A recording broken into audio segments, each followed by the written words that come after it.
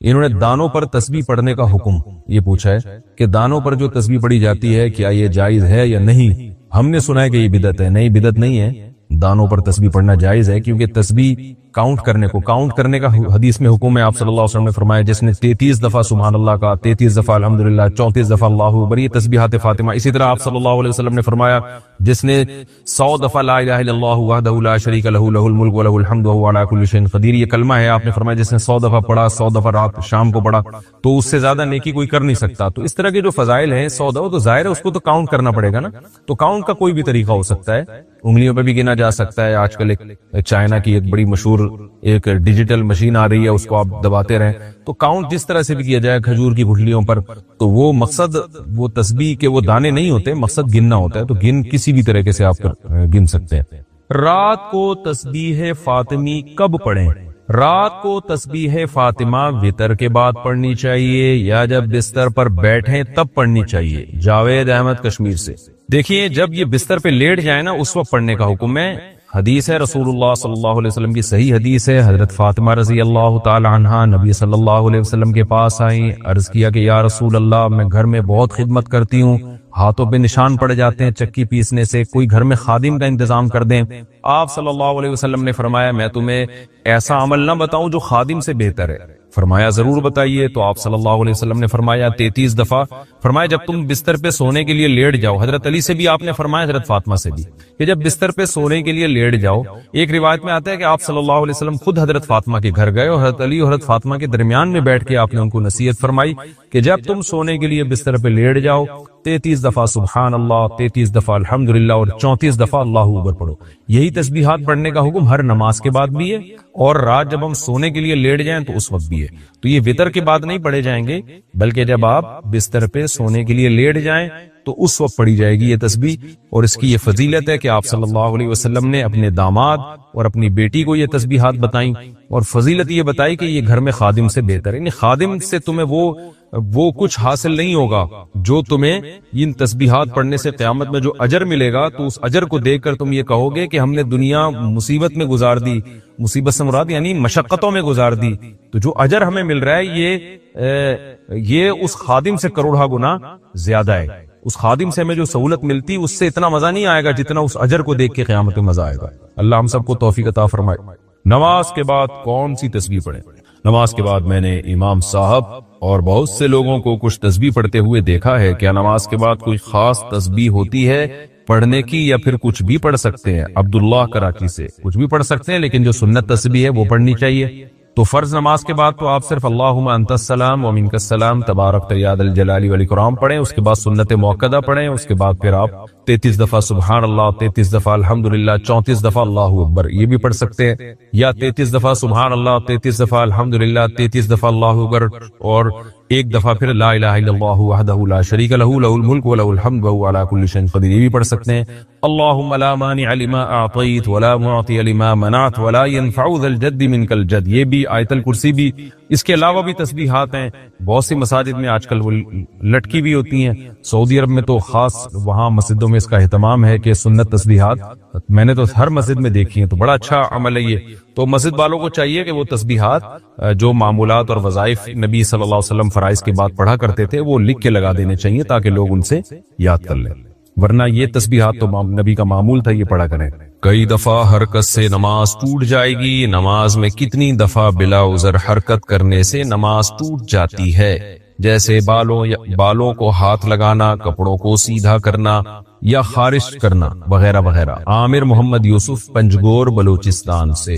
دیکھیں حرکت نماز کے منافی ہے، اور کوئی بھی کام نماز میں ایسا کیا جائے جو نماز کے منافی ہو تو نماز اس سے ٹوٹ جاتی ہے. جیسے نماز میں بات چیت کرنا، نماز میں کھانا پینا، نماز میں چلنا پھرنا، تو اس سے نماز ٹوٹ جائے گی.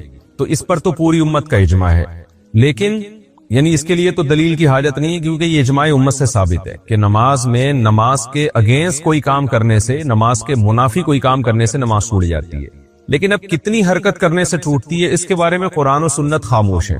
تو جہاں قرآن و سنت خاموش ہوتا ہے ظاہر ہے اتنی ایک دفعہ کیوں کرنے سے تو نہیں ہوگا نا کہ نماز فوراً ٹوٹ جائے. یہ تو ایک اس میں تو انسان معذور ہے، اتنے تو مجبوراً حرکت کرنی پڑتی ہے. تو اب اس میں کوئی قرآن و سنت میں کوئی واضح دلیل نہیں ہے. کہ کتنی حرکت کرنے سے نماز چھوٹے گی. تو جب واضح دلیل نہیں ہوتی تو حضرات فقہاء کرام پھر اجتہاد کرتے ہیں. تو اب بعض فقہا تو اس کے قائل ہیں کہ بغیر ضرورت کے اگر 3 دفعہ حرکت کر لی، بغیر ضرورت کے 3 دفعہ جلدی جلدی حرکت کر لی تو پھر نماز چھوٹ جائے گی. بعض فقہا اس کے قائل ہیں. اور بعض فقہا اس کے قائل ہیں کہ اتنی حرکت کی کہ اگر کوئی دیکھنے والا آئے اور اس وقت اس کو دیکھتا تو اس کی حرکت کو دیکھ کے یہ لگتا کہ گویا یہ نماز پڑھ ہی نہیں رہا ہے، یہ ویسے ہی کھڑا ہوا ہے. تو اتنی زیادہ جب حرکت ہوگی تو نماز ٹوٹ جائے گی. تو اس میں جو نماز پڑھ رہا ہے اس کی رائے کا اعتبار ہوگا کہ اگر کوئی مجھے آ کے اس وقت دیکھتا میں اتنی حرکت کر رہا ہوں تو وہ یہ سمجھتا کہ یہ نماز پڑھ رہا ہے یا نہیں پڑھ رہا. اگر وہ یہ سمجھتا کہ شاید یہ نماز ہی نہیں پڑھ رہا جو اتنا ہل رہا ہے تو پھر نماز ٹوٹ جائے گی. تو یہ دونوں قول ملتے ہیں.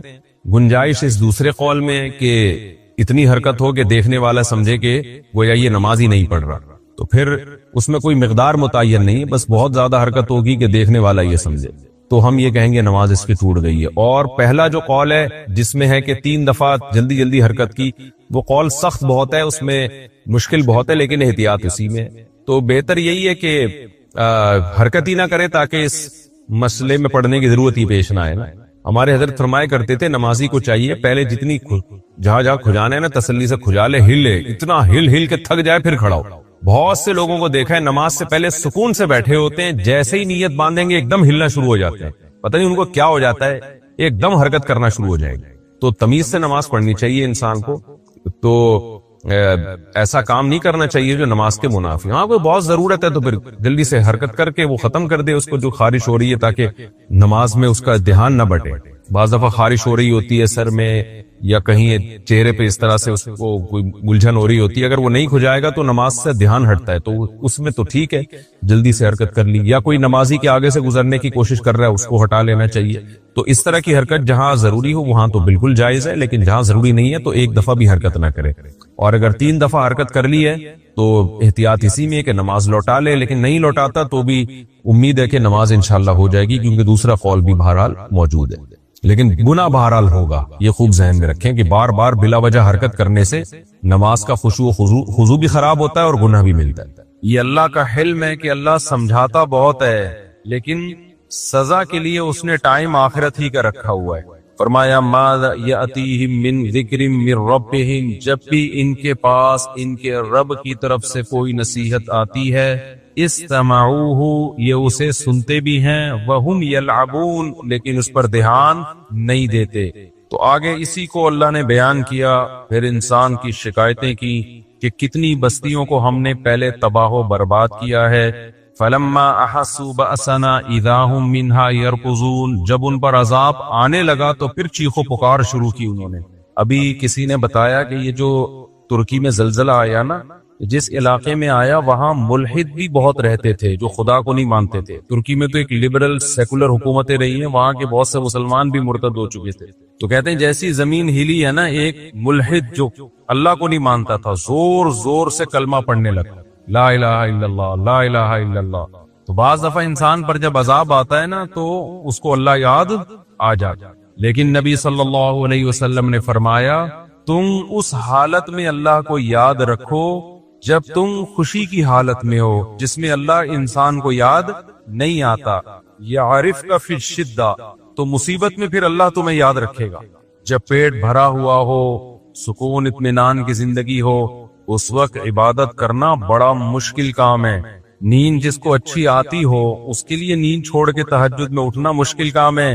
لیکن اب مسئلہ یہ ہو گیا ہے کہ اب تو پیٹ یعنی اللہ کی نافرمانی کا عذاب یہ آنے لگا ہے کہ اب پیٹ بھرا ہوا ہو، ساری ضرورتیں پوری ہو رہی ہوں، پھر بھی انسان سکون میں نہیں ہوتا. یعنی اب جو لوگوں کی ٹینشنیں ہیں نا، وہ ٹینشنیں ہیں جو اپنے اوپر خود سے مسلط کی ہوئی ہیں لوگوں نے، بے سکونی کا عذاب جسے کہتے ہیں. تو خیر اللہ نے فرمایا لا ترکضوا وارجعوا الى ما اترفتم فیہ ومساکینکم لعلکم تسألون. اللہ فرماتے ہیں اب ایڑیاں مت لگاؤ، اب شور شرابہ مت کرو. قالوا یا ویلنا انا کنا ظالمین، اللہ فرماتے جب عذاب آتا تھا تو وہ کہتے تھے ہماری بدبختی، ہم ہی ظالم تھے. فما زالت تلک دعواہم، اللہ فرماتے ہیں اسی طرح چیخو پکار میں لگے رہتے تھے کہ اللہ معاف کر دے، ہم نے پیغمبروں کی بات کو ٹھکرا کر اپنی جان پہ ظلم کیا، لیکن اللہ فرماتے ہیں حتی جعلناہم حصیدا خامدین، ہم نے ان پستیوں کے نشانات مٹا دیے، ہمیں ترس نہیں آیا ان کے اوپر۔ کیسی اللہ کی عادت ہے، دیکھو آپ سے بڑا جرم ہو جائے، جب تک عذاب دیکھا نہیں ہے نا، ذرا سا گڑ گڑا لو گے، 2 رکعت پڑھ کے ہاتھ اٹھا کے معافی مانگ لو گے، اللہ کیا کرے گا؟ معاف۔ کیوں؟ اللہ کہتے ہیں اس نے عذاب دیکھا نہیں ہے، غیب پر ایمان لایا ہے، اور اللہ فرشتوں سے کہتا ہے کہ دیکھو اس بندے کا مجھ پر ایمان ہے، اسے پتا ہے کہ کوئی ذات ہے جو گناہ پہ اس کو سزا بھی دے سکتی ہے اور اس کے گناہ کو معاف بھی کر سکتی ہے۔ اس جذبے کے تحت یہ مجھ سے مانگ رہا ہے، حالانکہ نہ اس نے مجھے دیکھا نہ اس نے میرے عذاب کو دیکھا، تو تم گواہ رہو میں نے اس کے جرم کو معاف کر دیا۔ کہتے ہیں نا بنی اسرائیل نے جب توبہ کی ہے نا بچڑے کی عبادت سے، تو اللہ نے کہا ایسے توبہ نہیں قبول کروں گا، جنہوں نے عبادت کی ہے وہ اپنے آپ کو قتل کے لیے پیش کریں، ان کی گردنیں اڑائی جائیں گی۔ جو اپنے آپ کو قتل کروا دے گا اس کا مطلب دل سے توبہ کی ہے اس نے۔ تو اتنا سخت حکم تھا کہ توبہ سزا ملے گی پھر توبہ قبول ہوگی، لیکن اس امت میں کیا ہے بھائی، جس طرح بھی اللہ کے سامنے گڑ گڑا لو اللہ کیا کر دے گا؟ معاف۔ تو علماء نے وجہ بیان کی ہے کہ بنی اسرائیل نالائق لوگ تھے، ان کے ساتھ معاملہ بھی اللہ نے سخت کیا۔ وہ نالائق کیسے تھے؟ ساری نشانیاں اپنی آنکھوں سے دیکھی، فرعون کو غرق ہوتا ہوا دیکھا، سمندر میں راستے بنتے ہوئے دیکھے۔ اب جب موسیٰ علیہ السلام تورات لینے جا رہے ہیں تو کہہ رہے ہیں موسیٰ اس وقت تک یقین نہیں کریں گے جب تک اپنی آنکھوں سے نہ دیکھ لیں ہم اللہ کو۔ تو اللہ نے کہا کہ تمہیں ثبوت چاہیے نا کہ اللہ ہے اور اللہ تورات دے رہا ہے، تو گویا اللہ نے بزبان حال کہا کہ ہمیں بھی تمہاری توبہ کے سچے ہونے کا ثبوت چاہیے کہ تم دل سے کر رہے ہو کہ نہیں کر رہے۔ صحابہ کرام نے ایسا کوئی نبی سے مطالبہ نہیں کیا، تو اس امت کے ساتھ اللہ کے خاص معاملات۔ ویسے تو اللہ کا قاعدہ آدم علیہ السلام کے زمانے سے اب تک ہر ایک کے لیے یہی ہے کہ جو بھی گناہ کر کے توبہ کرے گا عذاب سے پہلے اللہ اس کے جرم کو معاف کرے گا۔ توبہ کا مطلب عزم کرے آئندہ نہیں کروں گا میں یہ۔ تو یہاں بھی اللہ نے فرمایا لیکن جب ان قوموں پہ عذاب آیا تو وہ چیخ رہے تھے، فما زالت تلک دعواہم، کنٹینیو، فما زالت کا مطلب کنٹینیو توبہ ہی کرتے رہے وہ۔ اللہ فرماتے ہمیں ان پہ ترس نہیں آیا۔ تو جب عذاب آتا ہے نا پھر اللہ کو ترس نہیں آتا۔ اللہ کہتے ہیں اب تو دیکھ لیا نا، ہم نے اتنی نشانیاں اپنے وجود کی، اپنے برحق ہونے کی دی تھی، تمہیں کسی نشانی پہ یقین نہیں آیا۔ اب سوال پیدا ہوتا ہے اے اللہ تو اپنے بندوں کے ساتھ ایسا کرتا کیوں ہے؟ اکثر ایتھیس لوگ کہتے ہیں اللہ کو کیا پڑی کہ کوئی اس کی مانے یا نہ مانے، اس کو کیا ہو رہا ہے بھائی؟ اگر خدا ہے بھی اس کو اس سے کیا مسئلہ ہو رہا ہے کہ کوئی نماز پڑھے یا نہ پڑھے؟ معاذ اللہ وہ اتنا ظرف اس کا چھوٹا کیوں ہے؟ آپ لوگ کی سمجھ میں آ رہا ہے کہ میں کیا کہہ رہا ہوں؟ یہ میں کوئی میرا خیال ہے سمجھ واضح بات ہے نا۔ تو اللہ کو کیا پڑی ہے، اللہ کو کیا مسئلہ ہے؟ معاذ اللہ ایسی باتیں کرتے ہیں۔ اور بھائی اللہ نے پیدا کر دیا، اگر کوئی خدا ہے تو انجوائے کرو لائف کو یار۔ تو اس کا جواب اللہ نے دیا، ہم کیوں بستیوں کو ہلاک کرتے ہیں، نافرمانوں کو سزائیں کیوں دیتے ہیں؟ کیوں؟ وما خلقنا السماء والارض وما بینہما لاعبین، ہم نے زمین اور آسمان کو بیکار پیدا نہیں کیا، کسی وجہ سے پیدا کیا ہے۔ ملحد لوگ ایک اعتراض تو اللہ پہ کر رہے ہوتے ہیں کہ اس کا ظرف اتنا چھوٹا کیوں ہے معاذ اللہ، لیکن اس اعتراض کا ایسا جواب دیتے ہیں کہ اللہ کی ذات پہ اس سے بڑا اعتراض ہوتا ہے کہ اس نے انٹرٹینمنٹ کے لیے اس کائنات کو بنایا، وہ ویسے بنا دیا اس نے، زمین آسمان سورج چاند ستارے، پھر انسان کو پانی سے پیدا کیا، پھر جوانی کی دہلیز پہ قدم رکھا اس نے، اس کے لیے سب کچھ مسخر کر دیا۔ اللہ سے ہم وجہ پوچھ رہے ہیں اے اللہ یہ تو نے کیوں کیا؟ اللہ کہہ رہا ہے میں نے ویسے ہی کا مطلب بڑا ڈینجرس، ویسے ہی کا مطلب میں 100 انسانوں کو قتل کر دوں کوئی پوچھنے والا نہیں۔ دنیا میں تو سزا نہیں ملتی بھائی، انسان تو ناقص ہے۔ دنیا میں تو ہم دیکھتے ہیں بڑی بڑی عدالتوں میں ایسا ہوتا ہے، گناہگار چھوٹ جاتا ہے اور بے گناہ پہ الزام لگ جاتے، دنیا میں تو ہوتا ہے۔ اور ایک آدمی نے 100 انسانوں کو قتل کیا تو سزا کیا ملے گی؟ ایک ہی دفعہ قصاص لیں گے نا، 99 کا کیا بنا؟ ایسے ظلم آج بھی دنیا میں ہو رہے ہیں نا کہ انسان کے رونگٹے کھڑے ہو جاتے ہیں۔ ہندوستان میں جب شوہر کی موت ہوتی تھی نا، جوان بیوی کو اس کے ساتھ آگ میں زندہ جلایا جاتا تھا۔ جن لوگوں نے عورت پہ یہ ظلم کیا، اگر اللہ سزا دینے والا نہیں ہے، اس کا مطلب وہ ظلم اللہ کیا کر جائے گا؟ معاذ اللہ وہ نگل جائے گا، وہ ظالم کو کوئی سزا دنیا میں تو نہیں ملی۔ بہت ہندوستان میں ایسے واقعات ہوئے ہیں کہ ایک عورت کا شوہر مر گیا تو اس کو منحوس سمجھ کے اسی آگ میں عورت کو، یار یہ ایکو تو ختم کرو، اس کا بائک کا ہی سیٹ اپ کبھی بھی قیامت تک یہاں لگتا ہے ٹھیک نہیں ہوگا۔ میری ایک کان آواز پونچھ کے میرے کانوں میں آ رہی ہے، تو ولید کو بلائیں کو پیچھے جا کے نا، آپ بلا لیں ولید۔ تو پوری دنیا میں کتنے ظلم ہوئے ہیں آپ کو پتا ہے؟ ماضی میں جو جنگی قیدیوں کے ساتھ ظلم ہوتے تھے، آپ تاریخ اٹھا کے دیکھیں، پہلی جنگ عظیم اور دوسری جنگ عظیم، ایسے ایسے ظلم ہوتے تھے نا، ان پہ سائنسدان تجربے کرتے تھے۔ میڈیسن بہت ساری جو ایجاد ہوئی ہے نا، وہ جنگی قیدیوں پہ بہت خطرناک تجربے ہوئے ہیں، بہت خطرناک۔ مسلمان نہیں کرتے تھے یہ تجربے، کیوں؟ ان کو تو پتا تھا کہ ایک بلی کو اگر بھوکا مار دیا نا تو اللہ نے اس عورت کی ساری نیکیاں ضائع کر دی۔ آپ مسلمانوں کی تاریخ میں اتنا شدید ظلم ملیں گے، اکا دکا واقعات من حیث القوم نہیں ملیں گے، لیکن آپ ان غیر مسلموں کی ہسٹری اٹھا کے دیکھو، آپ کے رونگٹے کھڑے ہو جائیں گے، یار یہ کرتے کیا، اب کیا کر رہے ہیں، اب بھی تو دیکھ لو۔ کیوبا کی جیل میں پنجروں میں نہیں رکھا ہوا تھا، یہ کوئی انسانیت ہے؟ آپ تھوڑی دیر کے لیے تصور کر لو کہ کوئی پنجرے میں آپ کو بند کر دے، کیا حال ہوگا آپ کا؟ جانوروں کے ساتھ کیا کر رہے ہیں آپ؟ چائنا میں پورے زندہ کتے کو اٹھا کے کڑھائی میں ڈال دیا جاتا ہے، اس جانور پہ کیا گزرتی ہے یار؟ تم نے مارنا، پہلے اس کو گولی مار دو، اس کے بعد اندر ڈال دو اس کو۔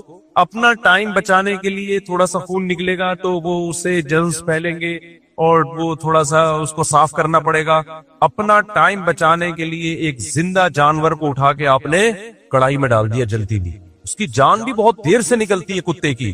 اسلام نے جانوروں پہ کتنے احسان کیے، دیکھو یہ جو حلال جانور ہے نا، ایک علمی نقطے کی بات ہے، حلال جانوروں میں عقل نہیں ہوتی، بہت کم ہوتی ہے، شعور نہیں ہوتا زیادہ۔ حرام جانور اکثر بڑے ذہین ہوتے ہیں۔ جب آپ کسی حرام جانور کو قتل کرتے ہیں نا، جیسے کتے کو مار رہے ہیں، دوسرے کتے کو احساس ہو جاتا ہے کہ اگلا نمبر کس کا ہے، میرا ہے، اور اس پہ آپ کو ترس آنے لگے گا، جو اس کی آوازیں نکلنا شروع ہوں گی نا، آپ کو ترس آنا شروع ہو جائے گا اس کے اوپر۔ لیکن حرام جانوروں میں آپ دیکھ لیں، حلال جانوروں میں آپ دیکھ لیں، ایک گائے کٹ رہی ہوتی ہے، بقرعید میں ہوتی ہے نا اجتماعی قربانیاں، دوسری کھڑی ہوئی کیا کر رہی ہوتی ہے، وہ دم ہلا رہی ہے، اس کو پتہ ہی نہیں کہ میرے ساتھ ہونے والا کیا ہے، ابھی اس میں اتنا شعور نہیں ہے۔ ایک مرغے کو، ابھی میں نے 2 دیسی مرغیاں کاٹی بازار سے خرید کے، اپنی والی بازار سے 2 مرغیاں میں نے خریدی، وہ دونوں تھی اصیل، ان کو الٹا لٹکایا ہوا ہے، قصائی کے پاس لے کے جا رہے ہیں اور دونوں لڑ رہی ہیں آپس۔ اصیل مرغیاں نا ایک دوسرے کو دیکھ نہیں سکتی، لڑتی ہیں۔ میں نے کہا ان کو دیکھو بے وقوفوں کو، ان کو پتا نہیں ابھی انہوں نے چھری کے نیچے آنا ہے، اور ان کی بدماشیاں دیکھو، وہ اس کو مار رہی کہ تیری ایسی کی تیسی، یہاں تک کہ قصائی کے پھٹے پہ لے جا کے لٹا دیا، وہ چھری تیز کر رہا ہے اور وہ دونوں لڑ رہے ہیں۔ یہ بھی نہیں دیکھ رہے اتنا خون پڑا ہوا ہے، اتنی مرغیاں کے جنازے پڑے ہوئے ہیں، اگلا نمبر تمہارا ہے۔ نہیں جی، وہ دونوں آپس میں کیا کر رہی ہیں؟ یہ اللہ کی رحمت ہے جانوروں کے اوپر کہ ان کو موت سے پہلے موت کا احساس نہیں ہوتا۔ یہ کام آپ کتے کے ساتھ، بلی کے ساتھ کر کے دیکھو، اس کو اندازہ ہو جاتا ہے۔ یوٹیوب پہ ایسی ویڈیوز پڑی ہوئی ہیں کہ بندر کو کاٹنے کے لیے لے کے جا رہے ہیں، کھانے کے لیے، وہ چیخ رہا ہے، وہ چھلانگ مار رہا ہے، اس پہ ترس آئے گا، اس کے چہرے کو دیکھ کے آپ کو ترس آئے گا کہ اس پہ ظلم ہو رہا ہے، اس کو چھوڑ دو، کچھ اور کھا لو یار تم۔ تو اگر اللہ کے قوانین بیچ میں نہیں لاؤ گے نا، انسان سے بڑا درندہ کوئی نہیں ہے۔ یہ تو بین الاقوامی قوانین بن گئے بڑے سخت، جنہوں نے کچھ نہ کچھ انسان کو کنٹرول کر لیا ہے کسی حد تک۔ اگر یہ قانون کی گرفت اتنی جو مضبوط ہے، ذرا سی ڈھیلی ہو جائے نا، پھر آپ دیکھو انسان اور بھیڑیے میں کوئی فرق نہیں رہے گا، جس کی لاٹھی اس کی بھینس، اتنا ظلم کرے گا جو ماضی میں ہوتا رہا ہے۔ عورتوں پہ کیسے کیسے تشدد ہوئے ہیں، ظلم، بچوں پہ کیسے کیسے ظلم ہوئے ہیں، اور جانوروں پہ تو اب بھی ہو رہے ہیں ظلم۔ تو اللہ کہتے ہیں وما خلقنا السماء والارض وما بینہما لاعبین، تم جو کہتے ہو میں حساب نہیں لوں گا، تو میں نے ایسے ہی تھوڑی پیدا کر دیا، کائنات کو بنایا، پیدا کیا، اب تم لائف کو کیا کرو، انجوائے، تمہاری مرضی، نکاح کرو یا زنا کرو۔ اب زنا بھی عورت پہ ظلم ہے، کیسے ظلم ہے؟ لوگ کہتے ہیں عورت راضی ہے، او بھائی عورت کی جو ذات ہے نا اس پہ ظلم ہے یہ، کیونکہ اگر عورت راضی بھی ہے، جب مرد یہ کام کریں گے تو نکاح کا آہستہ آہستہ سوسائٹی سے کیا ہو جائے گا، ختم۔ اس کا عورت کی جنس کو نقصان ہوگا، کل عورت کو محبت دینے والا، عزت دینے والا کوئی نہیں ہوگا، بیوی بنا کے اس کی اولاد کو پالنا، یہ سیٹ اپ کیا ہو جائے گا، جیسے یورپ میں ہو گیا ختم۔ ایک عذاب والی عورت کو محبت کے لیے ترستی ہے، کوئی اس کو رکھے، 55 سال میں جا کے بڈھے رکھ رہے ہوتے ہیں اس بڈھی کو، اس سے پہلے مرد کے تو مزے ہیں، انجوائے کر رہے وہ۔ خدا نے کیسا قانون بنا دیا۔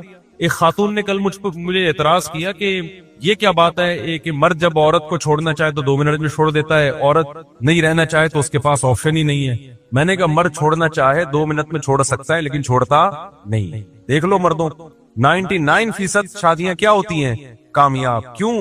اس لیے کہ مرد مسلمان ہے, اس کو پتا ہے کہ میری بھی بہن بیٹیاں ہیں, میں چھوڑوں گا تو کل میرے ساتھ بھی ہو سکتا ہے. وہ اس کے آنسو اس کو جو ہے, کتنے ہمارے پاس مرد آ چکے ہیں جن کو بیوی اچھی نہیں لگتی لیکن کہتے ہیں یار چھوڑیں گے تو بیچاری کی زندگی تباہ ہو جائے گی. تو یہ کس کا خوف ہے؟ آخرت کا خوف ہے. میں نے کہا مرد چھوڑ سکتا ہے لیکن چھوڑتا الحمدللہ نہیں ہے. اس کو ترس آتا ہے, بچوں کا مسئلہ ہوتا ہے, عورت کا مسئلہ ہوتا ہے. چند لوگ ہیں جو یہ کام کرتے ہیں ہماری سوسائٹی میں, بہت تھوڑے لوگ ہیں. لیکن غیر مسلموں کے ہاں چھوڑنا بہت مشکل, مگر چھوڑتے ہم سے بہت زیادہ ہیں. طلاق کا ریشو ان کے یہاں آدھی سے زیادہ شادیاں ناکام ہو رہی ہیں. تو کتنا اللہ تعالیٰ کا رحم ہے, اللہ تعالیٰ کا کرم ہے کہ اس نے آسمان سے قوانین نازل کر دیے, اس نے انسانوں کو پابند بنا دیا ہے کہ تمہیں انسان کا بچہ بن کے چلنا پڑے گا. اگر تم حقوق ادا نہیں کرو گے خدا کے اور مخلوق کے تو میں تمہیں چھوڑوں گا نہیں, میں معاف نہیں کروں گا تمہیں. اس لیے قرآن میں اللہ نے فرمایا وما خلقنا السماء والارض وما بینہما لاعبین, ہم نے آسمانوں اور زمینوں کو بے مقصد پیدا نہیں کیا. پیدا انسان کے لیے کیا, اور انسان کو کس کے لیے؟ آزمائش کے لیے بنائے. تمہیں خدا کو بھی ماننا پڑے گا, اس کی عبادت بھی کرنی پڑے گی, مخلوق کا حق بھی ادا کرنا پڑے گا, ماں باپ کا حق بھی ادا کرنا پڑے گا, زکاتیں بھی تمہاری نکلیں گی. یہ مال ہم نے تمہیں دیا ہے, یہ تم نے خود سے پیدا نہیں کیا. ما کان لکم ان تنبتوا الشجرہ, یہ درخت میں جو بیج ہے اس کے سافٹ ہم نے پیدا کیے ہیں. بیج سے جو درخت پیدا ہوتے ہیں, کھیتیاں پیدا ہوتی ہیں ہم نے. لہذا آتوا حقہ یوم حصادی, جب کھیتی کٹے گی اس کا 20واں حصہ اور 10واں حصہ عشر میں نکلے گا. غیر مسلم ٹیکس دیتا ہے, ہم ٹیکس دے نہ دیں, پہلا کیا ہے؟ عبادت ہے. کہ خدا نے جو حکم دیا ہے نا, یہ پیدا فصلیں خدا نے کی ہیں, لہذا خدا کی پیداوار میں اللہ کہتے ہیں میرا حصہ نکالنا پڑے گا. غریب کا نہیں بول رہے اللہ, کہہ رہے میرا, میں نے پیدا کیا تو میرا حصہ نکالو. تو اس لیے میرے بھائی یا تو آخرت نہیں ہے یا ہے, دونوں میں سے ایک کام ہے. نہیں ہے تو کوئی ٹینشن نہیں ہے, پھر مزے کی زندگی گزارو. ہے تو پھر جتنا ہم کر رہے ہیں اس سے ہمیں زیادہ کرنا پڑے گا. یہ کم ہے, یہ نجات کے لیے کافی نہیں ہے جو ہمارا لائف اسٹائل ہے. سمجھتے ہو گے نہیں سمجھتے ہو؟ نہیں آئے گی سمجھو, میرا خیال ہے. آگے اللہ فرماتے لو اردنا ان نتخذ لہوا, اگر ہمیں کوئی کھیل کا ارادہ ہوتا ہمارا کہ ہم ٹائم پاس کرنا چاہتے, لاتخذناہ من لدنا, تو اور بہت کچھ کر لیتے ہم اپنے لیے. جیسے انسان کی عادت ہوتی ہے نا کھیل کے لیے, ٹائم پاس کرنے کے لیے میں یہ کام کر رہا تھا. اس کی مثال ایسے ہے, قرآن نا انسانوں سے, انسانوں کے مینٹل لیول کے حساب سے بات کرتا ہے. اللہ ہم سے بات کرتے ہیں کس کے حساب سے؟ ہمارے لیول کے حساب سے. جس مسئلے میں اختلاف ہے نا, پڑھو ہی نہیں اس مسئلے میں, یہ کرو یہ نہیں کرو. بھائی قرآن نے جو نیک لوگوں کی صفات بیان کی ہے وہ بہت سادہ ہے, اس کے لیے کسی فرقے میں جانے کی ضرورت نہیں ہے. وَقَضَىٰ رَبُّكَ أَلَّا تَعْبُدُوا إِلَّا إِيَّاهُ, جلدی سے بس آیت کا ترجمہ کر دو. تیرے رب نے فیصلہ کیا عبادت صرف کس کی ہوگی؟ اللہ. اب اگر کوئی فرقہ کہہ دے نہیں اللہ کے علاوہ فلاں کے سامنے جھکو, اللہ نے کہہ دیا عبادت کس کی ہوگی؟ بولو اللہ. وَمَن يَدْعُ مَعَ اللَّهِ إِلَٰهًا آخَرَ, اللہ کے سوا کسی کو مت پکارو. پکارنا کا کیا مطلب ہوتا ہے؟ یا اللہ بس. یا کس کے ساتھ لگے گا؟ نہ یا رسول اللہ, نہ یا غوث آدم, نہ یا علی مدد. سب مدد کے نعرے غلط. مدد صرف کس سے مانگی جائے گی؟ یہ کسی فرقے کی بات نہیں, یہ قرآن کا لفظی ترجمہ کر رہا ہوں. ایاک نعبد 5 دفعہ اللہ نے نماز میں کہلوا دیا, اللہ تیری ہی عبادت کرتے ہیں. اللہ کو پتا تھا یہ عبادت میں گڑبڑ کریں گے. عبادت کے لفظ میں نے کہیں گے ہم عبادت تو اللہ کی کر رہے ہیں, اگر ہم کسی سے مانگ رہے ہیں تو وہ عبادت تھوڑی ہے. تو اس لیے اللہ نے اس عبادت کو ایکسپلین کیا, وَإِيَّاكَ نَسْتَعِينُ, مدد صرف تجھ سے مانگو. یہ کوئی فرقے کی بات ہے؟ بولو نا کیا ہو گیا. تو مسلمان شکر گزار ہے, عبادت اور مدد صرف کس سے مانگتا ہے؟ اللہ سے. وَقَضَىٰ رَبُّكَ أَلَّا تَعْبُدُوا إِلَّا إِيَّاهُ وَبِالْوَالِدَيْنِ إِحْسَانًا, غیر مسلموں کے ہاں ماں باپ کو تھوڑی سی ویلیو دی جاتی ہے, اتنی نہیں جتنی اللہ نے بتائی. اللہ کہتے ہیں میرا کچھ شکر گزار بننا ہے تو والدین کے ساتھ احسان. احسان عربی میں اچھے سلوک کو نہیں کہتے, ایکسیلنسی پیدا کرنا, بہت اچھا بننا ہے. دنیا میں سب سے زیادہ جو حق تلفی اگر کسی کی ہوتی ہے نا تو وہ ماں باپ ہے. جو ان کی ایفرٹ ہے آپ کو پالنے میں, ان کو اس کا صلہ نہیں ملی. جتنی محبت ماں نے بچپن میں آپ کو دی ہوتی ہے, اولاد بڑے ہو کر نہیں دیتی. وہ محبت چھوڑ چھاڑ کے چلی جاتی ہے, اولڈ ہاؤس میں جمع کرا دیتی ہے. نا نا نا نا, تورات اٹھا کے دیکھ لیں, جتنی آسمانی کتابیں, انجیل دیکھ لو, سب سے زیادہ خدا کے بعد اگر کسی کے حقوق بیان کیے ہیں تو کس کے؟ والدین. یہ مذہب کا حصہ ہے, یہ کلچر نہیں ہے, یہ گاڈ کا آرڈر ہے, خدا جس نے بنایا اس کا آرڈر ہے کہ ان کے ساتھ اچھا سلوک کرنا. کتنا اچھا, لا تقل لہما اف, اف کرنے کی اجازت نہیں ہے. سمجھ رہے ہو, ابا غصے میں ہے, یہ نہیں کہ ابا کا میٹر شارٹ ہے تو آپ کا بھی شارٹ ہو گیا. آپ کو اپنے میٹر کو ابا کے حساب سے ایڈجسٹ کرنا ہے, ابا کو اپنے حساب سے ایڈجسٹ نہیں کروانا آپ نے. آج پتہ ہی نہیں چل رہا ہوتا کم وقت باپ یہ ہے یا وہ ہے. میرے سامنے کیس آتے ہیں نا باپ بیٹے کے, میں کہا یار تجھے تو پہلے بعد میں پیدا ہو گیا, پیدا تجھے پہلے ہونا چاہیے تھا, پتہ نہیں چل رہا ہوتا. بھائی ایسا نہیں ہوتا. جب آپ اللہ کو مانو گے تو بہت بڑا حق ہے ماں اور باپ کا. قرآن وصیت کے الفاظ استعمال کرتا ہے, احسان کا لفظ استعمال کرتا ہے. ایک اسکالر نے تو کہہ دیا ماں باپ کی فرما برداری ہے ہی نہیں اسلام میں, کوئی اطاعت لازم ہی نہیں ہے, اچھا سلوک ہے اطاعت نہیں. بھائی حقوق الوالدین, حقوق کہتے ہیں نافرمانی کو, حدیث میں اس کو اکبر الکبائر کہا ہے. ہاں کچھ بیسک رائٹس انسان کو اللہ نے دی ہے, اس میں ماں باپ کی اطاعت لازم نہیں ہے, وہ کچھ حقوق ہے. لیکن نارملی ہر جائز چیز میں آپ کو اپنی ماں اور اپنے باپ کی اطاعت کرنی ہے جو آپ کے اختیار میں ہو. کچھ بیسک رائٹس ہیں جو اس انسان کو اللہ نے دی ہے, اس میں ماں باپ زبردستی نہیں کر سکتے. زبردستی آپ پیچھا بھی نہیں کرا سکتے, زبردستی آپ کو مجبور نہیں کر سکتے کہ اس طریقے سے کماؤ, وہ آپ کا رائٹ ہے. آپ پڑھنا چاہتے ہو, کمانا چاہتے ہو, ڈاکٹر بننا چاہتے ہو, جی وہ آپ کا رائٹ ہے. ابا یہ نہیں کہ ہمارے یہاں ہوتا ابا ڈاکٹر ہے تو تیرا باپ ڈاکٹر تو بھی کیا ہے, دل نہیں لگ رہا ڈاکٹر بننے میں, تو زبردستی نہیں ہے اس لیے تو. لیکن اطاعت جائز چیزوں میں, اگر آپ کی ماں آپ کو کہتی ہے پانی پلاؤ تو اسلام میں آپ کے پاس نو کا آپشن نہیں ہے. کچھ اسکالرز نے یہ بھی کہنا شروع کر دیا ماں باپ کے ساتھ اچھے سلوک کا حکم ہے, ان کی اطاعت کا نہیں ہے. غلط, اطاعت کا ہے. ہاں جہاں اللہ کے حکم کے خلاف آرڈر دے پھر اطاعت نہیں. تو اب یہ کسی فرقے کی بات ہے, بہانہ بنایا ہوا ہے یہ مولویوں کے اتنے فرقے, تو میں کیسے اسلام کو فالو کروں, کیسے اسلام کو. ڈاکٹروں کی بھی تو کتنی آ رہا ہے, کوئی کہتا انڈا ابال کے کھایا کرو, کوئی کہتا تلا ہوا کھایا, کوئی کہتا کھاؤ ہی نہیں. کچھ ڈاکٹر ہو گئے, ڈاکٹر 3 قسم کے ہوتے ہیں پتہ ہے. کچھ ڈاکٹر ہوتے ہیں ڈاکٹری میں دیوبندی, کچھ ڈاکٹر ڈاکٹری میں بریلوی, کچھ ڈاکٹر ڈاکٹری میں اہل حدیث. جو بریلوی ڈاکٹر ہوتے ہیں سب ایسے کلپ ہیں ڈاکٹروں کے, 3 ٹائم کھانا ضروری ہے, جو کہتے ہیں ناشتہ بہت ضروری, سب کھاؤ, سبزی بھی کھاؤ, گوشت بھی کھاؤ, انڈے بھی کھاؤ, مچھلی بھی کھاؤ, یہ بھی کھاؤ, جائیدادیں بھی, یہ بھی زیادہ ہو گیا, یہ سب کچھ کھا جاؤ, تو جائیدادیں نہیں کھاؤ. تو یہ ڈاکٹروں کے بریلوی ہیں, سب صحیح ہے بھائی, کوئی بدعت نہیں ہے. کچھ ڈاکٹر ہوتے ہیں دیوبندی مزاج کے, یہ فرقے بھی مولویوں میں ہے نا, یہ انسانوں کے مزاج ہوتے ہیں, تو کبھی مولویوں کے روپ میں آ رہے ہوتے ہیں, کبھی سائنسدانوں کے روپ میں آ رہے ہوتے ہیں, اور کبھی ڈاکٹروں کے روپ میں. یہ ایک تھنکنگ ہوتی ہے انسان کی سوچنے کی. کچھ ڈاکٹر کیا کہتے ہیں, وہ دیوبندی ٹائپ کے ہوتے ہیں, نہ سب کچھ کھاؤ نہ سب چیزوں سے پرہیز کرو. اور کچھ اہل حدیث ہوتے ہیں, ہر چیز بدعت, ہر حدیث کیا ہے ضعیف. تو وہ ڈاکٹر, آپ ان ڈاکٹروں کی ذرا کلپ دیکھیں نا, تو وہ ایسی خوراک بتاتے ہیں, آدمی کہتے ہیں اس تکلف کی ضرورت کیا تھی. تبھی علماء کہتے ہیں کسی سے تنہائیوں میں گناہ ہوا ہو بالفرض, اللہ نہ کرے, اور اس نے توبہ کر لی, پھر لوگوں کو پتہ چل گیا, لوگ تانے دے رہے, بے تو ویسا تھا, ان تانوں کی پرواہ بولو مت, بولے نہ تمہارا جرم کیا اور نہ ہمیں تم سے معافی مانگنے کی, جس سے کیا وہ جانتا ہے. لوگوں کو لفٹ کرایا کرو زیادہ, کیونکہ لوگ اس چیز کو مسلط کر لیتے ہیں. ہمارے حضرت کے پاس ایک بندے کا فون آیا لندن سے, کہتا ہے یار میں نے گناہ کیا تھا, پکڑا گیا, کہہ رہے اب میں نے توبہ کر لی, رو رو کے گڑگڑا کے اتنی معافیاں مانگی کہ اللہ نے بھی دل میں سکون ڈال دیا کہ میں نے تجھے معاف کر دیا, کہ لیکن پبلک معاف کرنے کے لیے تیار نہیں. پبلک جب بھی گزر کرے ہے نا, وہی پبلک کا دل تو چھوٹا ہوتا ہے نا, پبلک کا دل کیا ہوتا ہے. تو ایسی صورت میں پبلک کو زیادہ لفٹ نہیں کرائے, بولا جاؤ تمہاری ایسی کی تیسی, ہم جانے اللہ جانے تو کون ہوتا ہے بھائی میرے کو.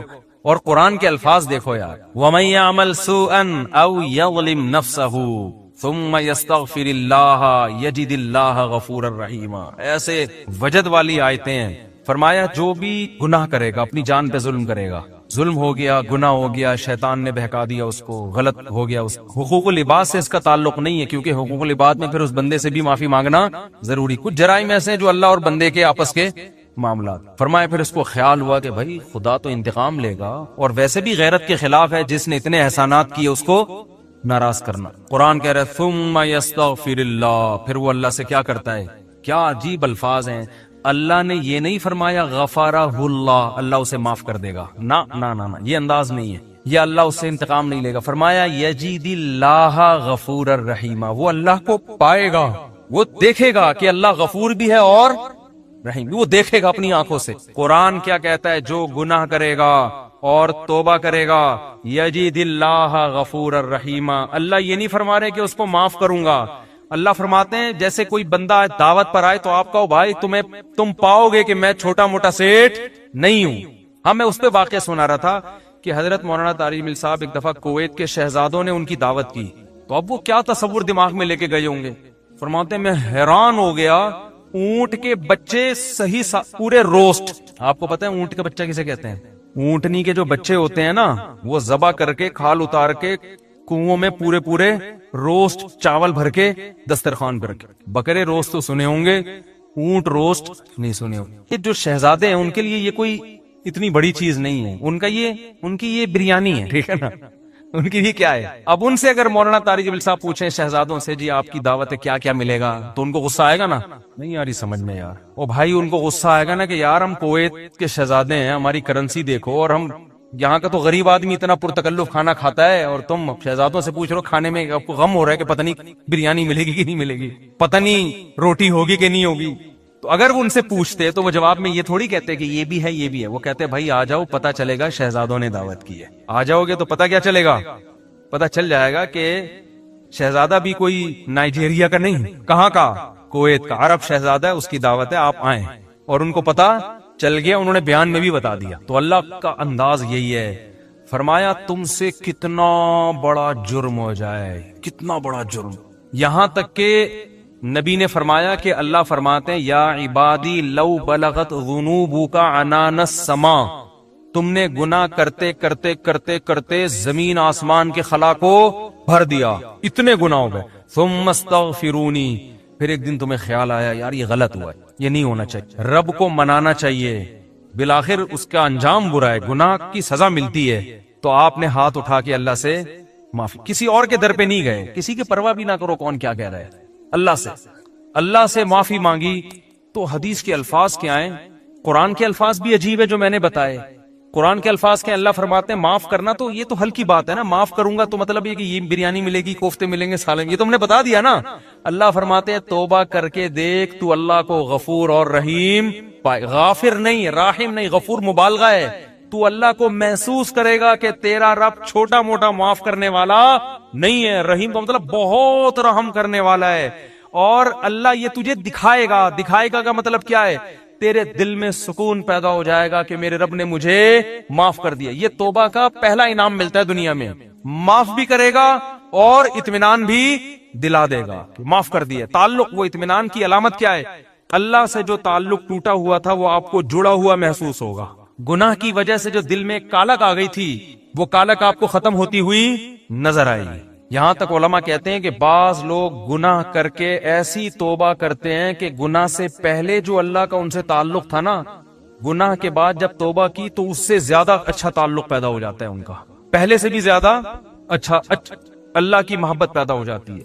یہ تو قرآن میں, حدیث میں کیا آتا ہے کہ اگر زمین اور آسمان کے خلا کو تم نے گناہ کر کر کے پر کر دیا, ثم استغفرونی, پھر مجھ سے مغفرت طلب کرو, لغفرت, معاف کروں گا.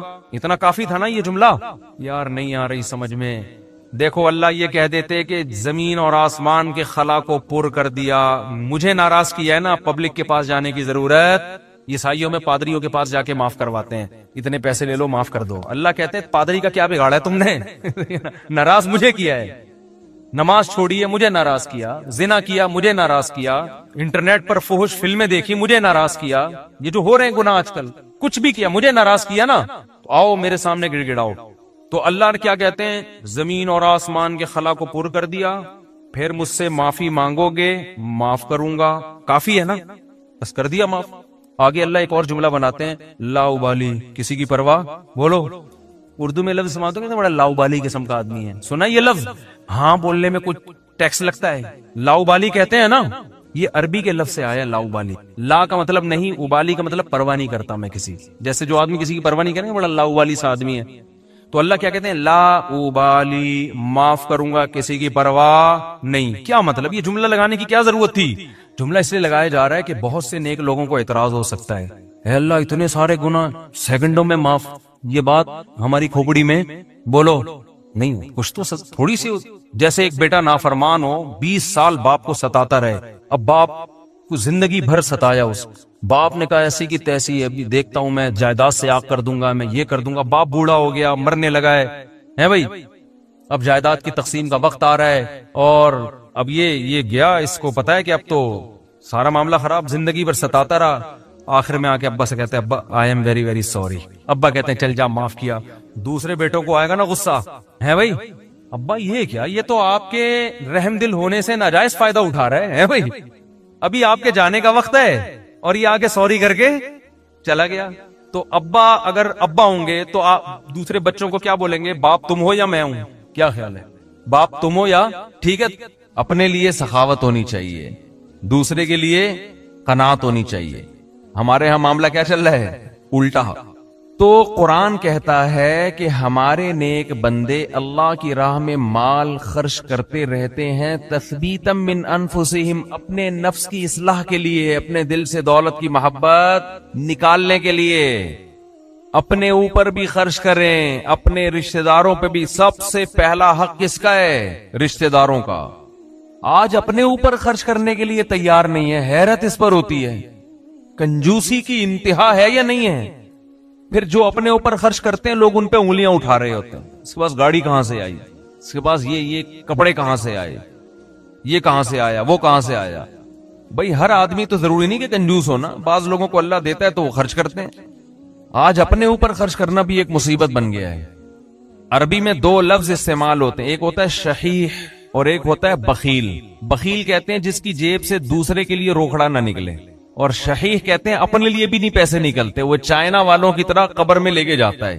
وہ ملیشیا میں قبرستان ہے، وہاں کروڑ پتی لوگ جب دفن ہوتے ہیں تو دیگوں میں اپنے ساتھ پیسہ لے کے قبر میں جاتے ہیں. وہ آپ یوٹیوب پہ دیکھ لیں، ایسی بہت سی ویڈیو ہیں کہ پورے سونے چاندی کے ساتھ دفن ہوئے ہیں، بہت ہیں ایسی.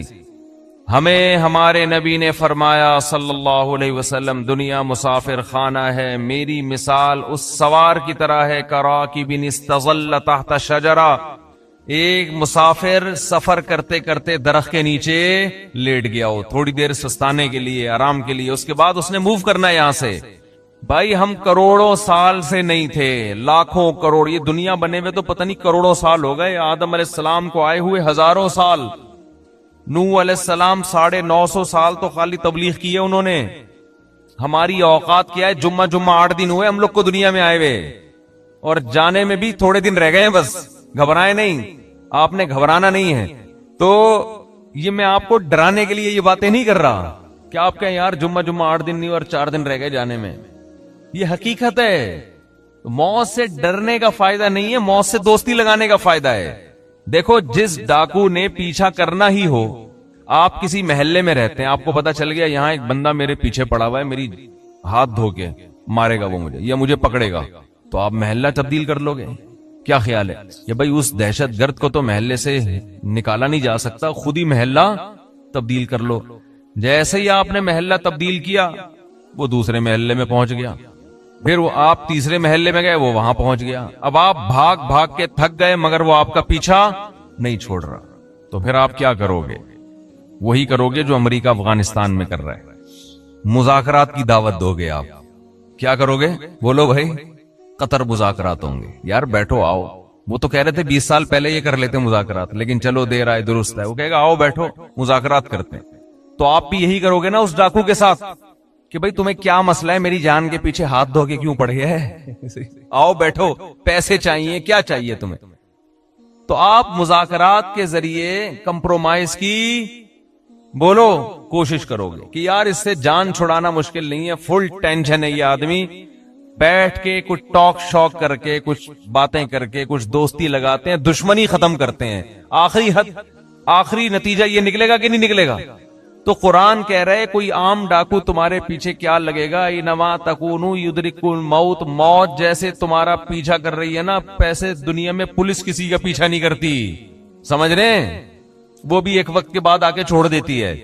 موت ایسا پیچھا کر رہی ہے، یدرککم الموت، قرآن کہتے ہیں موت ایسے پکڑے گی تمہیں، آ کے ادراک کرے گی تمہارا.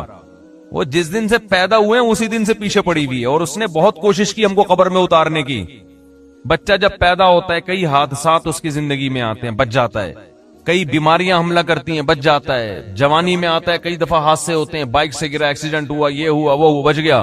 وہ تو اس وقت سے اڑنگیاں دینے کی کوشش کر رہی ہے. اڑنگی سمجھتے ہیں؟ جب ہم اسکول جاتے تھے نا تو ایک دوسرے کو اڑنگی دیتے تھے ہم. اب تو بچے اسکول بھی ایسے تمیز سے جا رہے ہیں، تمیز سے آ رہے ہیں، کوئی نہ اڑنگی نہ کوئی شرارت، تو ان میں کوئی صلاحیت ہی پیدا نہیں ہو رہی، ایسے ممی ڈیڈی ٹائپ کے بچے نکل رہے ہیں۔ ہمارے دور کے اسکول تھے، مزہ آتا تھا اسکول میں، اتنا بھاری بھرکم بیگ لٹکا کے اسکول جاتے تھے، ساتھ والے کو شرارت ہوئی، تھوڑا سا آگے گئے، اس نے تھوڑا سا ٹانگ میں یوں کیا، بڑک، جو نا آگے گرے، پھر ہم بدلہ لینے کے پیچھے پڑے ہوئے تھے، اب ہم بھی اڑنگی دیں گے، راستے میں ہی پھڈا ہو رہے ہیں، گتم گت مار رہے ہیں ایک دوسرے کو، پھر سلو ہو رہی ہے، پھر جا رہے ہیں، اس طرح سے ہم پونے گھنٹے میں اسکول پہنچتے تھے۔ پھر لیٹ ہونے کی وجہ سے پی ٹی ماسٹر کھڑے ہوئے ہوتے تھے وہاں پہ، ان کے سامنے ہاتھ پہ اب ڈنڈے کھاؤ، لیٹ کیوں پہنچ، اس سے ہاتھ مضبوط ہوتے تھے، حقیقت ہے نا۔ تو شوز اتارتے تھے ایک دوسرے کے، بھائی شوز پہنے ہوئے نا، پیچھے اس کے تھوڑا سا پاؤں رکھے، خود ہی اتر جائیں گے، آپ کو اتارنے کی ضرورت۔ اب وہ بیٹھ کے جو ہے نا شوز کو صحیح کر رہا ہے، پھر لڑائی ہو رہی ہے، پھر بھڈا ہو رہا ہے۔ ایک بچہ کافی دیر سے نا اس کا ہاتھ نہیں جا رہا تھا گھنٹی پہ، ایسے اچھل اچھل کی کوشش کر رہے، ایک بڑے میاں گزرے، انہوں نے بجا دی گھنٹی، اور بچے سے پوچھا بیٹا ہاں بتاؤ کیا کہہ رہے ہیں، اب بھاگو، اب کیا کرو، جو کام میں کر رہا تھا مجھ سے ہوا نہیں، آپ نے کر دیا، اب کیا کرنا ہے، بھاگو۔ یہ ہوتے تھے پہلے کے بچے۔ اب وہ ویڈیو گیم کھیل کھیل کے بچوں کی صلاحیتیں برباد۔ خیر، تو جب جیب سے پیسے نکلیں گے، نکلتے رہیں گے، نکلتے رہیں گے، نکلتے رہیں گے، تو دل سے دنیا کی محبت ختم ہوگی۔ او بھائی مسافر خانہ ہے، سفر کے دوران اگر آپ کو کچھ پیسے ملے ہوئے ہوں اور آپ کو پتا ہو کہ یہ ٹرین سے اترتے ہی واپس لے لیے جائیں گے، تو آپ کوشش کرتے ہو کہ اترنے سے پہلے ہی سارے کھا پی کے ختم کر دو۔ ایسا ہوتا ہے کہ نہیں ہوتا؟ تو بھائی ادھر قبر میں جاتے ہی یہ کفن میں جیب ہوتی ہے، نہیں ہوتی نا جیب، تو آگے خالی ہاتھ جانا ہے۔ بچوں کی فکر کرتے ہیں لوگ بہت زیادہ، بچوں کا کیا ہوگا، بچوں کے لیے کچھ بنا بنو کے تھوڑا بہت کر دو بس، اور پھر بے فکر ہو جاؤ، دماغ کو ہٹاؤ ہر ان کاموں سے۔ اللہ نے کچھ وسائل دیے تو تھوڑا بہت بچوں کے لیے، بہت زیادہ اس میں بھی ٹینشن نہ لو۔ بچہ 2 ہاتھ 2 ٹانگیں لے کے پیدا ہوتا ہے، وہ خود بھی تو کمائے گا، اللہ نے اس کو بھی تو کمانے کی صلاحیت دی ہے۔ اور بچے کو بھی یہ بتا دو کہ مسافر خانہ ہے، یہ یہاں ہمیشہ رہنا نہیں ہے، جب میں جاؤں گا تو کون سا یہاں پڑا رہے گا، تو اس کو بھی یہ بتا دو یہ مسافر خانہ ہے، یہ رہنے کی جگہ نہیں ہے۔ وہ میں اپنے چھوٹے بچوں کو صبح سحری کے وقت یہ سمجھا رہا تھا نا کہ دیکھو ہم سب نے مرنا ہے۔ بچوں میں نا یہ باتیں بار بار دماغ میں، بہت چھوٹے بچے کے تو نہ ڈالیں، وہ بعض دفعہ ڈر بھی جاتا ہے، لیکن ہنستے کھیلتے ان کو یہ باور کراتے رہیں کہ دیکھو ہم نے جانا ہے، یہ دنیا رہنے کی جگہ نہیں ہے۔ یہ چیزیں آج والدین بتاتے نہیں ہیں۔ تو میں بچوں کو لے کے بیٹھا ہوا تھا، چند دن پہلے کی بات ہے، میں بچوں سے کہہ رہا تھا دیکھو بچوں سب نے جانا ہے، سب سے پہلے ہو سکتا ہے میں جاؤں۔ تو ایک چھوٹی بچی کہتی ہے بھائی ابو منہ سے نا باتیں اچھی نکالنی چاہیے، انسان کو منہ سے کیا کرنا چاہیے، باتیں اچھی نکالنی۔ مجھے ہنسی آ گئی، میں نے سوچا اس کو یہاں بٹھا دیتا ہوں کہ اب آپ نصیحت کرو، ہم سامنے بیٹھتے ہیں جا کے۔ بچے آج کل بہت ڈیڑھ ہوشیار قسم کے پیدا ہو رہے ہیں، تو بچوں کو جب کہنا کہ منہ سے باتیں اچھی نکالنی چاہیے، کیا موت کی باتیں ہیں، تو بولو بیٹا یہی اچھی باتیں ہیں، منہ سے زندگی کی باتیں اچھی نہیں ہیں۔ تو میں یہ کر رہا تھا جس ڈاکو نے آپ پہ پنجے گاڑنے ہی ہیں، پکڑنا ہی ہے، تو اس سے مذاکرات کر کے دوستی لگا لی جائے نا، تو موت ایک ایسا دشمن ہے جو کسی قیمت پہ آپ کو معاف نہیں کرے گا، تو اس سے بھاگ نہیں سکتے، اس سے دوستی لگائی جا سکتی ہے۔ موت سے باتیں کیا کریں بیٹھ کے، بھائی کوئی مسئلہ نہیں ہے، جہاں تم نے اتنے لوگوں کو قبر میں اتارا مجھے بھی اتار دینا، تو لیکن آپ چاہتی کیا ہو مجھ سے، ٹھیک ہے نا، پرابلم کیا ہے آپ کے ساتھ، میں تو تیار ہوں گلے لگانے کے لیے۔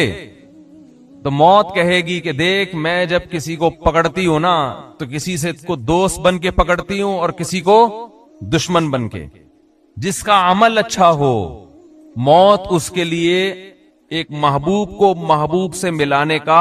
اس لیے اللہ نے فرمایا کہ آپ صبر کریں، اللہ کا وعدہ سچا ہے، اور اگر آپ سے کوئی کمی کوتاہی ہو جائے تو مایوس مت ہو، استغفار اور توبہ کا دروازہ کھلا ہوا ہے، تو آپ مایوس نہ ہو کہ پتہ نہیں مجھ سے اب کوتاہی ہو گئی تو اب اللہ اپنے وعدہ ہی پورا نہیں کرے گا۔ اللہ کہے گا ہم نے تو وعدہ جب کیا تھا جب آپ بھی تو کام پورا کریں، تو ہم سے کوتاہی ہو رہی ہے، تو فرمایا کوئی بات نہیں، کوتاہی ہر ایک سے ہو سکتی ہے، واستغفر لذنبک، آپ اپنی کوتاہیوں پر اللہ سے استغفار کیا کریں، وسبح بحمد ربک، اور اپنے رب کی پاکی بیان کیا کریں، سبحان اللہ و بحمدہ پڑھا کریں، بالعشی والابکار، صبح اور شام بھی۔ یہ بھی صبر پر قائم کرنے کا ایک وظیفہ ہے کہ اللہ کی حمد و ثنا کی جائے۔ اللہ کی کبریائی بیان کی جائے، اس سے اللہ سے ریلیشن مضبوط ہوتا ہے۔ یہ بھی وہ نسخہ ہے ڈپریشن اور ٹینشن اور اسٹریس دور کرنے کا جو آج ماہر نفسیات کے پاس نہیں ہے، کہ بھائی جو دینے والا ہے نا پریشانیاں، اس سے آپ دوستی بڑھا لیں تو اس سے صبر کی توفیق ملے گی۔ آج لوگ وظیفے پڑھتے ہیں ٹینشنوں کے لیے، پریشانیوں کے لیے، وہ وظیفے بھی اللہ کا ذکر ہی ہوتے ہیں، لیکن اس میں ذکر کی روح ان کو حاصل نہیں ہوتی۔ جب ہم ذکر کرتے ہیں چاہے وظیفے کے طور پر ہو، تو ذکر کا مقصد ہے آپ کا اللہ سے ریلیشن مضبوط ہو، کیونکہ آپ جب بار بار اللہ کی تعریف کرتے ہیں کہ تمام تعریفیں اللہ کے لیے ہیں، وہ ہر عیب سے پاک ہے، اس کے سوا کوئی عبادت کے لائق نہیں، بہت سارے اذکار ہیں نا احادیث میں، اس سے آپ کے دل میں اللہ کی محبت پیدا ہوتی ہے، کیونکہ جس چیز کا تذکرہ زیادہ کیے جائے، اچھا تذکرہ، اس کی محبت دل میں پیدا ہوتی ہے۔ تو جب آپ اللہ کی بار بار کبریائی بیان کریں گے، آپ کا اللہ سے ریلیشن مضبوط ہوگا۔ جب مضبوط ہوگا تو جس سے انسان کو محبت زیادہ ہوتی ہے نا، تو محبوب کو خوش کرنے کے لیے اس کے لیے قربانیاں دینا اور پریشانیوں کو برداشت کرنا آسان ہو جاتا ہے۔ جس سے محبت ہی نہ ہو، اس کے لیے پریشانیاں اٹھانا بڑا ٹینشن والا کام ہے۔ آدمی اپنی اولاد کے لیے کتنی ٹینشنیں اٹھاتا ہے، کسی اجنبی کے لیے ذرا بھی ٹینشن نہیں اٹھا سکتا وہ۔ یہ فلسفہ ہے صبر کا کہ اے نبی آپ نے کیا کرنا ہے، آپ سے جو کوتاہی کبھی ہو جاتی ہے اس پہ آپ مایوس نہ ہو، توبہ کا دروازہ، استغفار کا دروازہ کھلا ہوا ہے، کوئی بات نہیں، ہر ایک سے کوتاہی ہوتی ہے، تو آپ تو پیغمبر ہیں، خلاف اولا کام آپ سے ہو سکتا ہے، گناہ نہیں ہو سکتا۔ یہ اہل سنت والجماعت کا اجماعی عقیدہ ہے کہ کسی پیغمبر سے گناہ نہیں ہو سکتا، پیغمبر معصوم ہوتے ہیں، تو خلاف اولا کام ہو سکتا ہے، اجتہادی غلطی ہو سکتی ہے، تو اس پہ آپ نے اللہ سے توبہ استغفار کرنی ہے، مایوس نہیں ہونا۔ اور دوسرا اللہ کا ذکر کثرت سے کرنا ہے، تو آج بھی یہی نسخہ ہے۔ تو کوئی وظیفہ پڑھا کریں تو وظیفوں کی نیت سے نہیں، بلکہ اللہ کو یاد کرنے کی نیت سے، اس کے معنی مفہوم سوچ کے۔ تو اللہ سے آپ کا جب ریلیشن مضبوط ہوگا تو آپ کے لیے اس پریشانی کو برداشت کرنا آسان ہو جائے گا۔ بالعشی والابکار، صبح اور شام بھی۔ تبھی نبی صلی اللہ علیہ وسلم نے ہمیں بھی صبح و شام کی تسبیحات بتائی ہیں، سبحان اللہ والحمد للہ ولا الہ الا اللہ واللہ اکبر، اسی طرح لا الہ الا اللہ وحدہ لا شریک لہ لہ الملک ولہ الحمد وہو علی کل شیء قدیر۔ تو یہ ساری تسبیحات ہمیں اس لیے بتائی ہیں، تبھی اکابر علماء کا، بزرگان دین کا ہمیشہ سے صبح و شام تسبیحات کا معمول رہا ہے، تو ہمیں بھی صبح و شام کی تسبیحات کا معمول بنانا چاہیے۔ آگے اللہ فرماتے ہیں کہ اے نبی آپ تو صبر کریں، اور یہ لوگ جو آپ کو تنگ کر رہے ہیں اور قرآن میں حیل و حجت کر رہے ہیں اور دلائل میں جو ہے نا بلا وجہ کی غیر ضروری بحثیں کر کے آپ کو الجھا رہے ہیں، تو ان کے لیے اللہ نے دھمکی دی، ان الذین یجادلون فی آیات اللہ، جو لوگ اللہ کی آیات کے بارے میں جھگڑتے ہیں، بغیر سلطان، بغیر کسی واضح دلیل کے، اتاہم، جو ان کے پاس آئی ہو۔ جیسے آج ملحد بھی بغیر کسی دلیل کے الجھتے ہیں، خدا کی نفی پر ان کے پاس کوئی دلیل نہیں ہے، بس ادھر ادھر کی باتیں کرتے رہتے ہیں۔ ڈاروین کے نظریے کے صحیح ہونے کی کوئی واضح دلیل نہیں ہے، بس ایک ہوائی باتوں کی بیس پر الجھتے ہیں۔ تو یہ ہمیشہ سے ملحدوں کا یہ طریقہ رہا ہے۔ تو اللہ کہتے ہیں کوئی واضح دلیل نہیں ہے، بغیر دلیل کے یہ باتیں کرتے ہیں۔ تو اس کی اصل وجہ کیا ہے؟ ان فی صدورہم الا کبر، اصل میں ان کے دل میں ہے تکبر۔ یہ بہت اہم آیت ہے۔ جتنے بھی باطل لوگ ہیں نا، ان کے باطل ہونے کی وجہ یا تو جہالت ہوتی ہے، ان کو علم ہی نہیں ہوتا، یا تکبر ہوتی ہے، اور میجورٹی کے جاہل باطل ہونے کی وجہ تکبر ہے۔ تو ان کو کے بارے میں اللہ نے خصوصی فرمایا کہ ان کے دل میں صرف کبر ہے، بڑائی، کیونکہ اگر انہوں نے مان لیا پیغمبر کو تو یہ چھوٹے ہو جائیں گے، پیغمبر کا درجہ بڑا ہو جائے گا، اسلام سپیریئر ہو جائے گا، اور ان کی جتنے نظریات اور تھیوریز ہیں وہ ساری چھوٹی ہو جائیں گی۔ تو یہ نہیں چاہتے کہ ہم چھوٹے ہو جائیں، تو ان کے دلوں میں تکبر ہے۔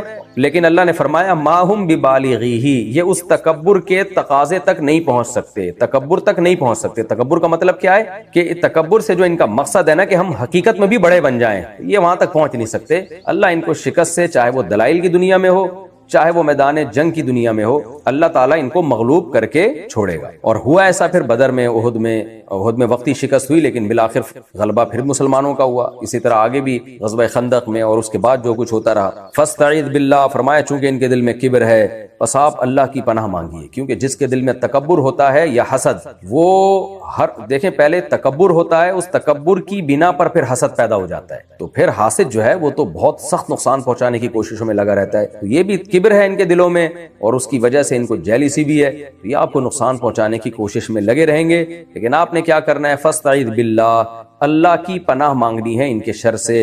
انہ هو السمیع العلیم، بے شک وہ سننے والا، البصیر، اور دیکھنے والا ہے۔ آگے اللہ پھر دلائل کی دنیا میں آتے ہیں کہ آپ کی دعوت کا یہ کیسے انکار کر رہے ہیں؟ آپ نے کیا دعویٰ کیا ہے؟ تمام پیغمبروں نے ایک ہی دعویٰ کیا ہے، بھائی موت کے بعد زندگی ہے، مرنے کے بعد اللہ کو منہ دکھانا ہے۔ سارے پیغمبروں کا ایک مشترک دعویٰ ہے اور یہ کہتے ہیں نہیں، یہ یجادلون فی آیات اللہ، اللہ کی ان آیات میں جھگڑا کرتے ہیں، اور کیا کہتے ہیں، بھلا ہم جب مٹی ہو گئے، اذا متنا وکنا ترابا، جب ہم مٹی ہو گئے اور ہمارے باپ دادا مٹی ہو گئے تو کیا ہم دوبارہ پیدا کیے جائیں گے؟ یہ بیکار دلائل ہیں جو یہ دیتے ہیں۔ تو اس کا اللہ نے جواب دیا کہ دلیل کی دنیا میں آپ کا پلڑا غالب ہے، لخلق السماوات والارض، آسمانوں اور زمین کا پیدا کرنا، اکبر من خلق الناس، لوگوں کے بنانے سے، یعنی دوبارہ پیدا کرنا مراد ہے، لوگوں کے دوبارہ پیدا کرنے سے زیادہ مشکل کام ہے۔ تو جو خدا عدم سے اس کائنات کو وجود میں لا سکتا ہے، جب ایک ذرہ بھی نہیں تھا، نہ انرجی تھی اور نہ کوئی مادہ تھا، تو اپنی طاقت اور قدرت سے، کلمہ کن کی طاقت سے، عدم سے اتنی بڑی کائنات کو وجود میں لے آیا، لا موجود سے موجود کر دیا اس نے، اس کے لیے ریپیئرنگ کر کے انسان کو دوبارہ بنانا کیا مشکل ہے؟ تو مشکل تو یہ ہے کہ پہلی دفعہ پیدا کرنا، یہ زیادہ مشکل ہے۔ دیکھیں اللہ کے لیے تو پہلی دفعہ پیدا کرنا یا دوبارہ پیدا کرنے میں زیادہ اور کم مشکل کی بات ہی نہیں ہے، اللہ کے لیے تو سب ایک ہی جیسے ہیں، لیکن اللہ ہم سے ہمارے زبان میں بات کرتے ہیں، یعنی ہمارے محاوروں میں۔ انسانوں کے لیے یہ زیادہ مشکل سمجھا جاتا ہے، کسی چیز کو پہلی دفعہ بنانا، ریپیئر کرنا آسان سمجھا جاتا ہے، تو اس لیے اللہ نے ہماری زبان میں بات کی ہے کہ تمہاری نظر میں آسمانوں کا پیدا کرنا یہ انسان کے دوبارہ پیدا کرنے سے زیادہ مشکل ہے، تو یہ تمہاری نظر میں زیادہ مشکل ہے، تو تم یہ مانتے ہو کہ پہلی دفعہ کسی نے پیدا کیا ہے، تو جب تم نے مان لیا کہ جو زیادہ مشکل کام تھا وہ خدا نے کر لیا، تو جو تمہاری نظر میں جو آسان کام ہے وہ خدا کیوں نہیں کر سکتا؟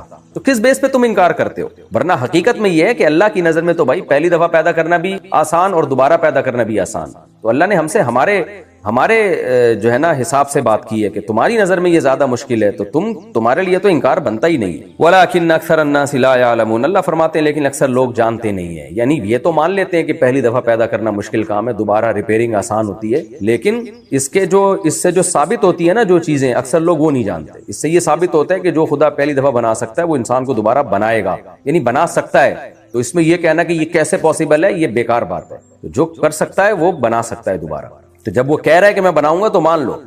وما يستوي الاعمى والبصير، پھر اللہ فرماتے ہیں کہ واقعی اندھے اور دیکھنے والے برابر نہیں ہو سکتے۔ جو دیکھ رہا ہے نا اس کائنات کو اور کہہ رہا ہے کہ جس نے پہلی دفعہ بنا دیا وہ دوبارہ بھی بنا سکتا ہے، تو یہ بصیر ہے، اور جو سب کچھ دیکھ کے بھی کہہ رہا ہے کچھ نہیں ہو سکتا، اس کا مطلب یہ دیکھ ہی نہیں رہا، یہ اندھا ہے۔ تو اندھے اور دیکھنے والے برابر نہیں ہو سکتے۔ والذین آمنوا وعملوا الصالحات، اسی طرح وہ لوگ جو ایمان لائے اور پھر نیک اعمال شروع کر دیے انہوں نے، وہ لوگ اور برے لوگ برابر نہیں ہو سکتے، یعنی ایمان لائے اور اعمال صالحہ کیے، ان کی مثال دیکھنے والوں کی ہے، اور جو سب کچھ دیکھ کے بھی عبرت نہیں پکڑتے ان کی مثال اندھوں کی ہے اور بروں کی ہے، تو برے اور نیک برابر نہیں ہو سکتے۔ قلیلا ما تتذکرون، تم بہت ہی کم نصیحت حاصل کرتے ہو، یعنی تمہاری نظر میں تو نیک اور بروں میں کوئی زیادہ فرق نہیں ہے۔ آپ سیکولر لبرل طبقے میں دیکھ لیں، وہ کہتے ہیں شراب پیتا ہے نہیں پیتا پرسنل معاملہ ہے، بس انسان کا اخلاق اچھا ہونا چاہیے، خدا کو مانتا ہے نہیں مانتا کوئی ایسی بات نہیں ہے، بس انسان کے اخلاق اچھے ہونے چاہیے، اور جو ہے وہ ماں باپ کی اطاعت کرتا ہے یا نہیں کرتا پرسنل معاملہ ہے، بس انسان کو چاہیے ٹیکس ٹائم پہ جمع کرا دیا کرے۔ تو لبرل سیکولر لوگوں کی نظر میں مذہب کی کوئی خاص ویلیو ہے نہیں، تو اللہ فرماتے ہیں بہت زیادہ ویلیو ہے اللہ کی نظر میں، اس لیے کہ اندھے بہرے اور دیکھنے والے اور سننے والے برابر نہیں ہو سکتے، تو تم نے ایسے ہو گئے جیسے اندھے اور دیکھنے والے کو سیم قرار دے دیا، تو یہ تو تمہاری طرف سے بہت بڑا ایک جرم ہے کہ اتنا ڈفرینٹ ہے دونوں میں اور تم کہہ رہے ہو دونوں ایک جیسے ہیں۔ نجی معاملہ ہے جی، ان کی اپنی زندگی ہے۔